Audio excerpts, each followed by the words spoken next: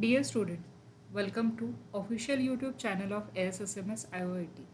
In this session, we will solve some numerical based on amplitude modulation. So the numerical is a modulating signal m of t equal to 20 cos 2 pi 10 raised to 3t is amplitude modulated with a carrier signal c of t is equal to 40 cos 2 pi 10 raised to 5t. Then find first modulation index, carrier power, and then power required for transmitting AM wave. So in this type of numerical, they will provide the modulating signal and the carrier signal, and we have to find out modulation index, carrier power, and the power required for transmitting AM wave, means total power. Okay, so first of all we will see what is given, what information we can extract from the given data, and then we will solve the numerical. So what is the given? That is equation of modulating signal, which is nothing but m of t is equal to 20 cos 2 pi 10 raised to 3t. So comparing with the standard equation m of t, which is equal to Vm cos 2 pi fmt. So by comparing these two equations, you can see Vm is equal to 20, that is amplitude of modulating signal, and the frequency of modulating signal as a 10 raised to 3, that is 1 kilohertz.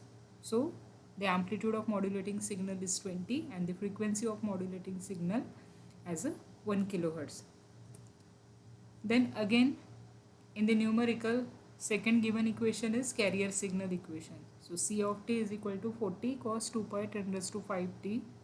Again compare it with the standard equation of carrier signal, that is C of t is equal to Vc cos 2 pi fct. So we are getting Vc, that is amplitude of carrier signal, as a 40 volt, and the frequency 100 kilohertz, 10 raised to 5 hertz, that is 100 kilohertz. So this is the given data. Then we will solve one by one what is being asked. So first of all, it was modulation index. They have asked about modulation index. So the formula of modulation index, it is nothing but it is the ratio of amplitude of modulating signal divided by the amplitude of carrier signal. So which is denoted by m. In some reference book or textbook also, you are getting it as a mu also. So it can be represented as m or mu. So m is equal to Vm by Vc. So we have both this value Vm and Vc. Substitute this value. So we are getting 20 upon 40. So we are getting it as a 0.5. So therefore the value of modulation index is 0.5. If it is asked in the percentage, you can write it down as a 0.5 into 100, that is 50%. So this was the first which was being asked, that is modulation index. The next, carrier power. So the formula of carrier power, Pc is equal to Vc square upon 2R. Now R it is not given in the equation in the question, so we can take or we can assume it as a 1 ohm. So whenever it is not given, we can assume it as a 1 ohm. Now substitute this value. We are having Vc, so Vc square upon 2R. So 40 square upon 2. So we are getting it as a 800 watt. So therefore the carrier power Pc is 800 watt.